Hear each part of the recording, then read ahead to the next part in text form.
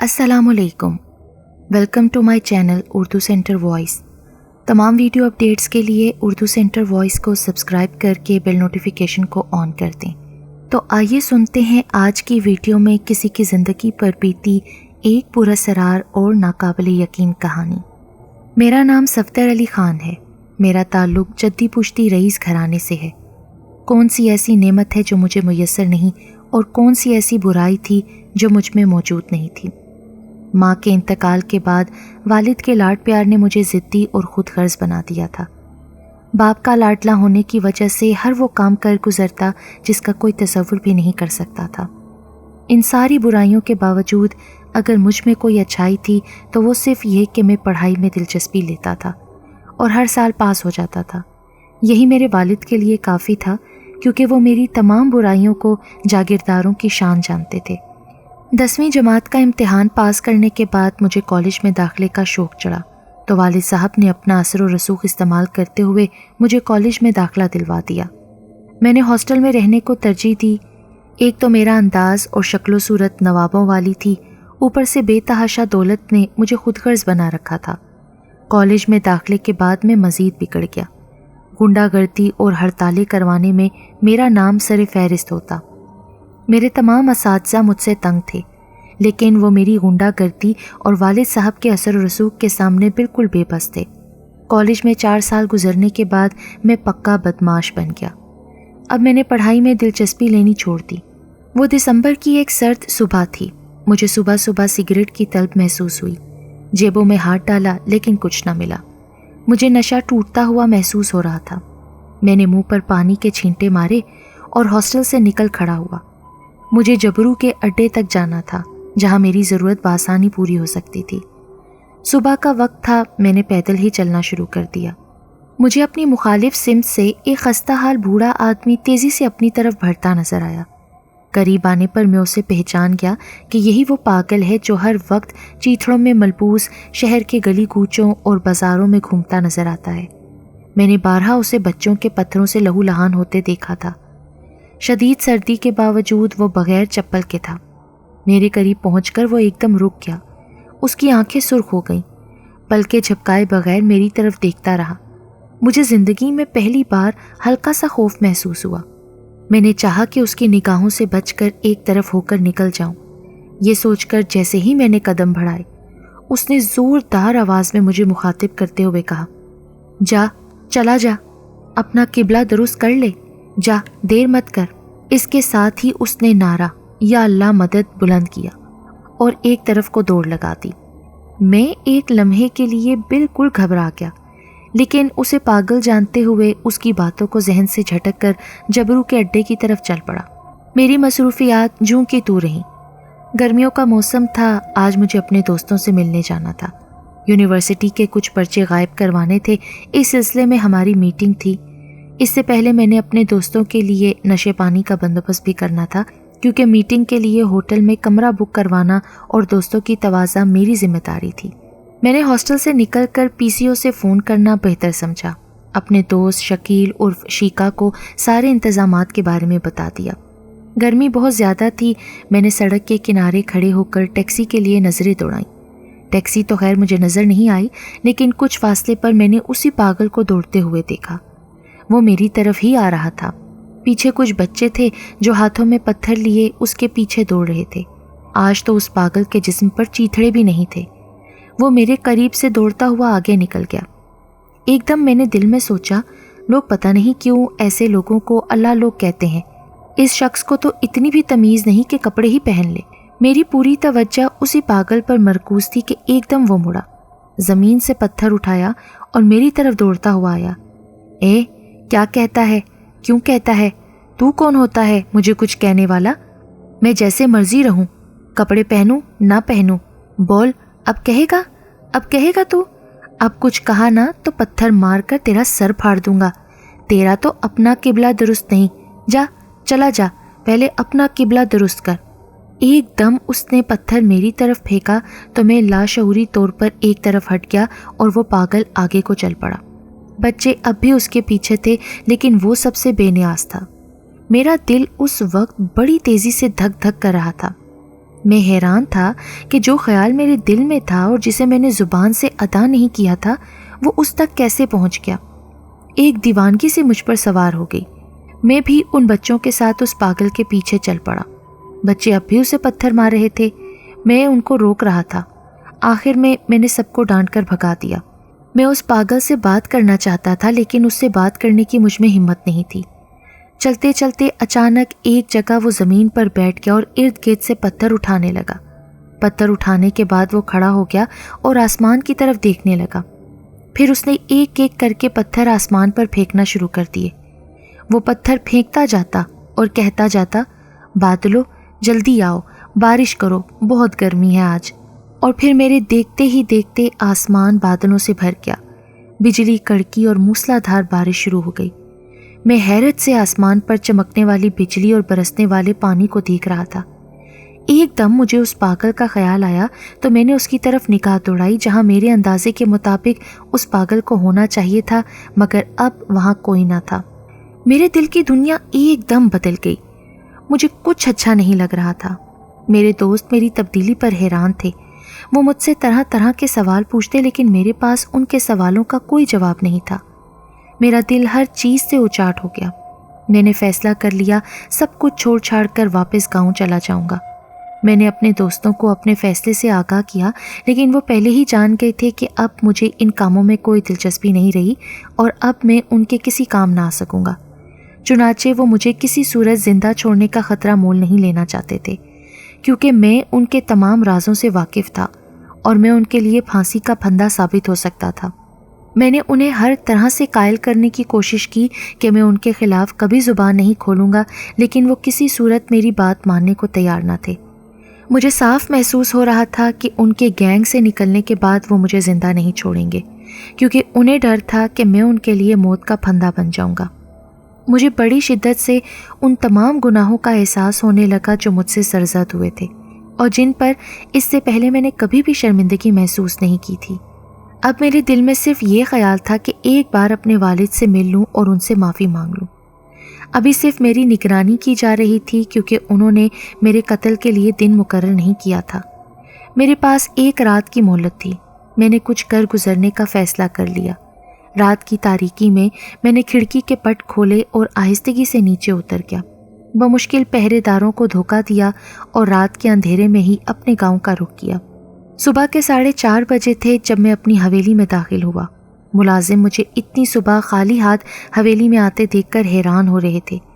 اتنے میں کسی نے والد صاحب کو میرے آنے کی خبر دے دی۔ وہ فوراً حیران پریشان ملازم کے ساتھ اپنے کمرے سے باہر آئے۔ خیریت؟ کوئی چٹھی نہیں بھیجی تو نے پتر؟ کس طرح اتنے سویرے آ گیا؟ خیر تو ہے؟ میری آنکھوں سے آنسو بہہ نکلے۔ اب والد صاحب سے کوئی بات چھپانا ناممکن تھا۔ بات تو بتاؤ، آخر بات کیا ہے؟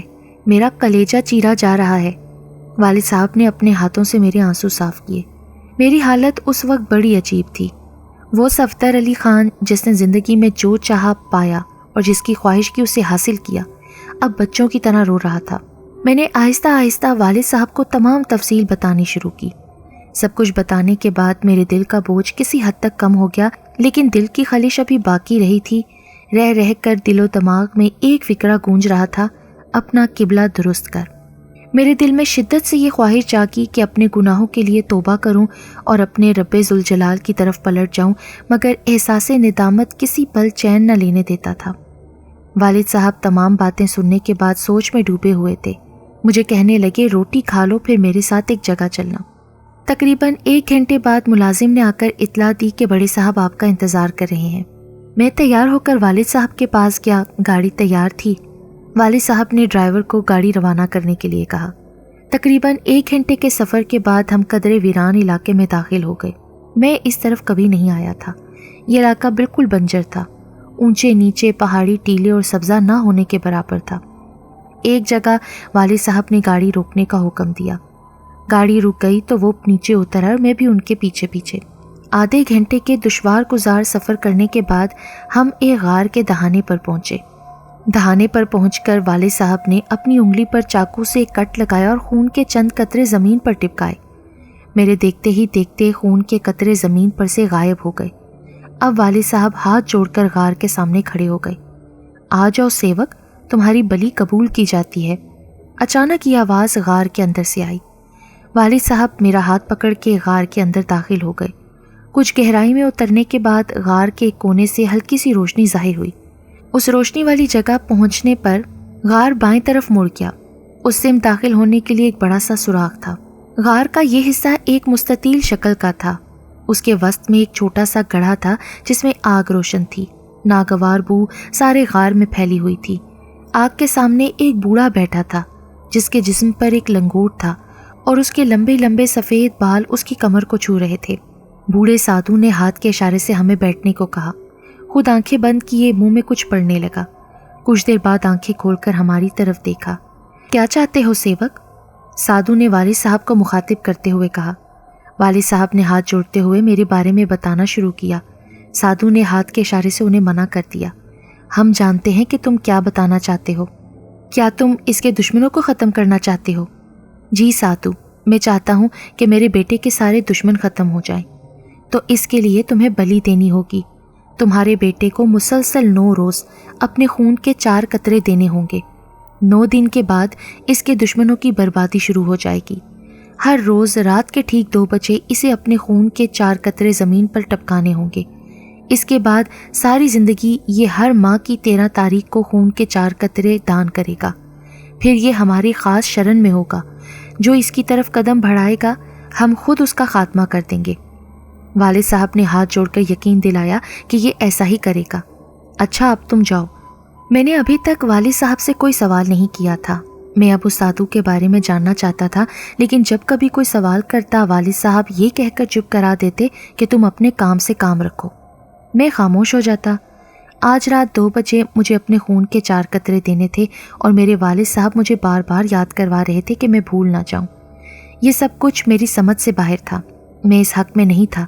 بھلا خون کے قطروں سے دشمنوں کو نقصان پہنچانے کا کیا تعلق بنتا ہے؟ میں تو صرف یہ چاہتا تھا کہ وہ لوگ میرا پیچھا چھوڑ دیں، لیکن میں اپنے والد کو کیسے سمجھاتا جو میرے دشمنوں کو کسی صورت معاف کرنے کو تیار نہ تھے۔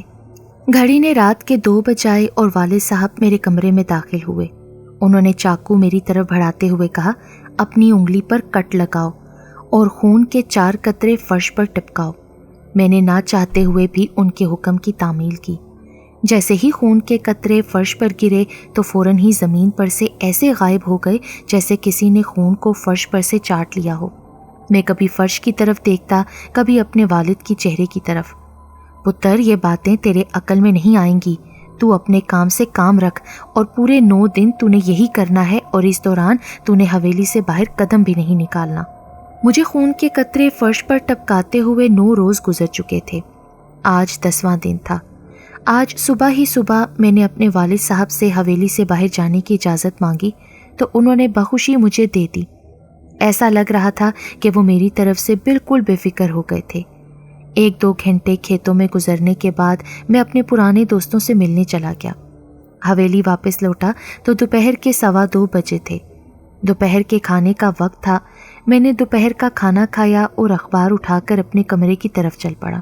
میرا ارادہ تھا کہ کچھ دیر اخبار پڑھوں گا، پھر کچھ دیر پڑھنے کے بعد شام میں اپنے رشتہ داروں سے ملنے نکلوں گا۔ کمرے میں پہنچ کر میں بستر پر بیٹھ گیا اور اخبار کھول کر میں نے شہ سرخیوں کا مطالعہ شروع کر دیا۔ حمید عرف حمادو کا پراسرار قتل اخبار کی شہ سرخیوں کا مرکز تھا۔ میرا دل ایک دم دھڑک اٹھا۔ پوری خبر پڑھنے کے بعد پتہ چلا کہ میرا اندازہ درست تھا، پر میرے دوست کے قتل کی خبر تھی جسے رات 2 بجے پراسرار طریقے سے اس کے بستر پر قتل کر دیا گیا تھا، اور پولیس قاتل کا سراغ لگانے میں ناکام رہی تھی، لیکن پولیس نے جلدی ہی قاتل کو پکڑنے کا وعدہ کیا تھا۔ شب و روز بڑی سست روی سے گزر رہے تھے۔ ہر 9 روز کے بعد اخبار میں ایک قتل کی خبر آتی اور وہ خبر میرے کسی دوست کے متعلق ہوتی جو کسی نہ کسی حوالے سے میرے جرائم میں میرا شریک رہا ہو۔ میں شدید ذہنی الجھن میں مبتلا ہو گیا۔ میں نے کبھی نہیں چاہا تھا کہ میرے دوست جو بعد میں میرے دشمن بن گئے تھے وہ ہلاک ہو جائیں، لیکن یہ سب کچھ میری سمجھ سے باہر تھا۔ 9 مہینے گزر چکے تھے۔ اب مجھے ہر مہینے کی 13 تاریخ کو خون کے 4 قطرے فرش پر ٹپکانے پڑتے تھے۔ مجھے محسوس ہونے لگا کہ شاید سادھو اپنے کالے علم سے سب کو قتل کروا رہا ہے۔ مجھے اسے روکنے کا کوئی طریقہ سمجھ نہیں آ رہا تھا۔ ایک دن میرے دل میں خیال آیا کیوں نہ خون کے قطرے ٹپکانے بند کر دوں، شاید اس طرح سادھو مجھ سے ناراض ہو جائے گا اور یہ قتل کا سلسلہ بھی بند ہو جائے گا۔ ویسے بھی اس رات چاند کی 13 تاریخ تھی اور رات کے 2 بجنے والے تھے۔ میں ایک کتاب کے مطالعے میں غرق تھا۔ جیسے ہی گھڑی نے رات کے 2 بجائے تو کسی طاقت نے میرے ہاتھ سے کتاب چھین لی اور میرا ہاتھ پکڑ کر مجھے بستر سے نیچے اتار دیا۔ پھر اس اندیکھے وجود نے میری انگلی پر کٹ لگا دیا تو خون کے قطرے زمین پر ٹپکنے لگے۔ پھر وہی ہوا جو ہمیشہ ہوتا تھا، خون کے قطرے فرش پر سے غائب ہو گئے۔ میں خوف زدہ ہو کر ارد گرد دیکھنے لگا مگر میرے سامنے کوئی نہیں تھا، لیکن جو کچھ میرے ساتھ ہو رہا تھا اس کو میں جھٹلا بھی نہیں سکتا تھا۔ میں نے جیسے تیسے رات گزاری اور صبح اپنے والد کو رات کا تمام واقعہ سنایا۔ والد صاحب کچھ دیر خاموش رہے، پھر انہوں نے کہا، میرا خیال ہے کہ اس کا کوئی حل نہیں ہے۔ اگر تم نے سادھو کا کہا پورا نہ کیا تو تم مشکلات میں پڑ سکتے ہو۔ تمہیں ساری زندگی یہی کرنا ہوگا تاکہ تمہارا کوئی دشمن تمہیں نقصان پہنچانے کے لیے زندہ نہ رہے۔ مگر مجھے اپنے والد صاحب کے خیالات سے اختلاف تھا، چنانچہ میں نے بحث کرنا بہتر نہ سمجھا اور خاموشی سے باہر نکل گیا۔ ملازم کو اچھی طرح سمجھا دیا کہ اگر والد صاحب پوچھیں تو کہہ دینا کہ میں دوستوں سے ملنے گیا ہوں۔ میں خود سادھو سے ملنے کے لیے نکل کھڑا ہوا۔ راستے مجھے یاد تھے، چنانچہ دشوار گزار سفر کے بعد میں غار کے دہانے پر پہنچ گیا۔ میں نے اللہ کا نام لیا اور غار کے اندر داخل ہو گیا۔ مجھے اچھی طرح یاد تھا کہ میں بائیں طرف مڑا تھا جہاں سادھو موجود تھا، لیکن وہاں اس وقت کسی کی موجودگی کا نام و نشان نہیں تھا۔ میں حیران اور پریشان غار سے باہر آ گیا۔ کچھ سمجھ نہیں آ رہا تھا کہ کیا کروں۔ اچانک میرے دماغ میں خون کے قطرے کا خیال آ گیا، جیسا والد صاحب نے کہا تھا، لہٰذا میں نے اپنی انگلی پر کٹ لگایا اور خون کے قطرے زمین پر ٹپکنے لگے۔ جیسے ہی خون کے قطرے زمین پر گرتے فوراً غائب ہو جاتے۔ اچانک غار کے اندر سے سادھو کی آواز بلند ہوئی، تمہاری بھیٹ سویکار کی جاتی ہے، اندر چلے آؤ۔ میں ایک بار پھر غار کے اندر داخل ہو گیا۔ غار کے اندر سے ناگوار سی بو آ رہی تھی۔ سب کچھ ویسا ہی تھا جیسا میں اپنے والد کے ساتھ پہلے بھی آ کر دیکھ چکا تھا۔ سادھو اپنی مخصوص جگہ پر پہلے والی حالت میں موجود تھا۔ کیوں آیا ہے بالک؟ تیرا کام تو ہو رہا ہے نا؟